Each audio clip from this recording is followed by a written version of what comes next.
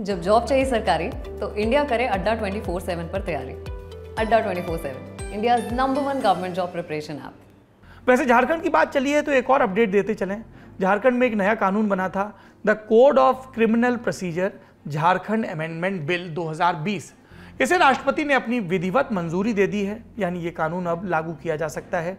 इस कानून के तहत भगोड़ों पर उनकी गैर मौजूदगी में भी मुकदमा चलाकर सजा सुनाई जा सकती है। अगली सुर्खी, केरल की अदालत के एक जज और दुष्कर्म के आरोपी राइटर और सोशल एक्टिविस्ट सिविक चंद्रन से जुड़ी है। सिविक चंद्रन पर दुष्कर्म के 2 मामले चल रहे हैं।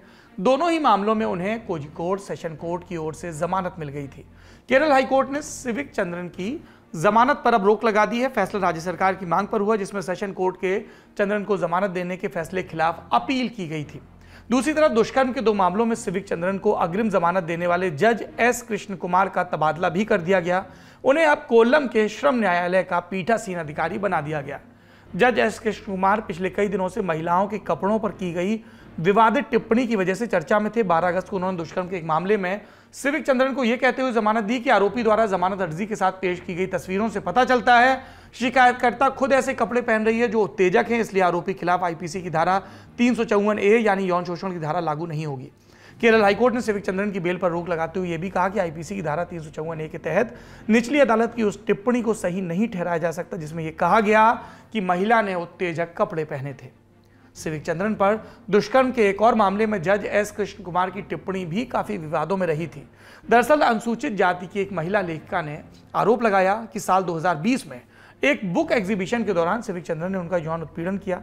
इस मामले में भी जज कृष्ण कुमार ने सिविक चंद्रन को जमानत दी और अपने आदेश में कहा था कि आरोपी सुधारवादी है और जाति व्यवस्था के खिलाफ लड़ रहा है। ऐसे में यह बिल्कुल भी भरोसा करने लायक नहीं कि उसने पीड़ित महिला के शरीर को छुआ होगा, वह भी पूरी तरह यह जानते हुए कि वह अनुसूचित जाति की है।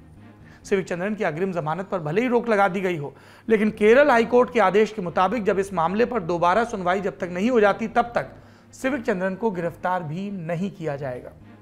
अगली सुर्खी, दिल्ली में शराब घोटाले पर चल रही राजनीति ने आज फिर सुर्खियों में जगह बनाई। दिल्ली के डिप्टी सीएम मनीष सिसोदिया पर सीबीआई की कार्रवाई के बीच आम आदमी पार्टी ने बीजेपी पर केजरीवाल सरकार को गिराने का आरोप लगाया। 22 अगस्त को सिसोदिया ने दावा किया था कि बीजेपी ने उन्हें अपने पाले में लेकर दिल्ली का सीएम बनाने का ऑफर दिया था। कल यानी 23 अगस्त को आप विधायक सौरभ भारद्वाज ने बीजेपी पर उनकी पार्टी के विधायकों को 5 करोड़ रुपए का लालच देने का आरोप लगाया और आज आप सांसद संजय सिंह ने प्रेस कॉन्फ्रेंस की। बीजेपी पर उनके आरोप ठीक वैसे ही थे जो पिछले कई दिनों से सुनने में आ रहे हैं, लेकिन संजय सिंह के आरोपियों में ऑफर की रकम काफी हैरान करने वाली थी। सुनिए। भारतीय जनता पार्टी में जो इनसे संपर्क के लोग हैं वो इनसे मिलने आते हैं, इनसे जिनका मित्रवत संबंध है और धमकी भरे शब्दों में कहते हैं 20 करोड़ का ऑफर है, ले लो, वरना जैसे मनीष सिसोदिया पे सीबीआई छोड़ दी, जैसे मनीष सिसोदिया पे ईडी छोड़ दी, जैसे मनीष सिसोदिया पर फर्जी मुकदमे लगा दिए, ऐसे ही तुम्हारे ऊपर फर्जी मुकदमे लगा दिए जाएंगे। संजय सिंह के मुताबिक बीजेपी ने उनकी पार्टी को तोड़ने के लिए उनके 4 विधायकों से संपर्क किया।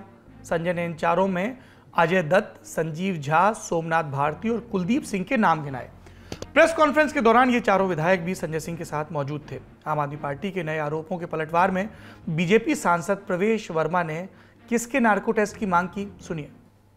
देखिए, मैं ये कहूंगा चारों विधायकों को कि वो अपना नार्को टेस्ट करा लें। अगर वो नार्को टेस्ट में आएगा कि हाँ भी उनको ऑफर दिया तो हम मान लेंगे। ऐसे संजय सिंह ने उनको धमका कर ऐसे बिठाया हुआ था, सुबह सुबह उनको स्क्रिप्ट दे दी गई होगी कि एक कह रहा है मुझे पूर्व विधायक का फोन आया, एक कह रहा है मुझे एक बीजेपी के बड़े नेता के दोस्त ने मुझे संपर्क किया, एक कह रहा है पूर्व सांसद का फोन आया। अरे भाई, जिसका फोन आया किसी का तो नाम लीजिए, झूठा लीजिए, सच्चा लीजिए, किसी का नाम तो लीजिए। तो सारी मीडिया भी ये पूछ रही है भाई कौन फोन कर रहे हैं। कल बोल रहे थे 5 करोड़, आज बोल रहे 20, कोई बोल रहा है 25। तो आपको कौन ऑफर कर रहा है उसका नाम तो बताइए। तो ये नहीं है मसला। मसला ये है कि आपको शराब के ऊपर में कुछ नहीं बोलना, आपने जो घोटाला किया उसको पे कुछ नहीं बोलना, 2% से 12% कैसे किया कमीशन उस पर कुछ नहीं बोलना, सारा पैसा कहाँ कहाँ किसकी जेब में गया उस पर कुछ नहीं बोलना। आप उस बीजेपी और आम आदमी की पार्टी के बीच ये तनातनी तब शुरू हुई जब 19 अगस्त की सुबह सीबीआई ने डिप्टी सीएम मनीष सिसोदिया के ठिकानों पर छापेमारी शुरू की। दिल्ली के शराब घोटाले में मनीष सिसोदिया जांच के दायरे में है। अगली सुर्खी, कांग्रेस प्रवक्ता जयवीर शेरगिल ने आज पार्टी छोड़ने का ऐलान किया।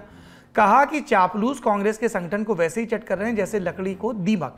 शेरगिल ने फैसले को लेकर कांग्रेस की कार्यकारी अध्यक्ष सोनिया गांधी को खत लिखा, जिसमें कहा कि कांग्रेस की विचारधारा और विजन देश के युवाओं की आकांक्षाओं के अनुरूप नहीं है।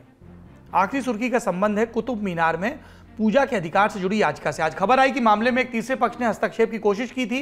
इनका नाम है कुंवर महेंद्र ध्वज Pratap Singh.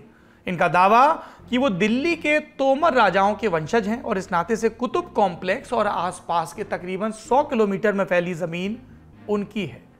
Archaeological survey of India और हिंदू पक्ष दोनों ने सिंह के दावे का विरोध किया।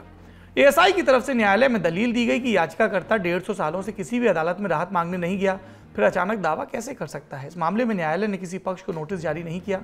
अगली सुनवाई 13 सितंबर को होगी।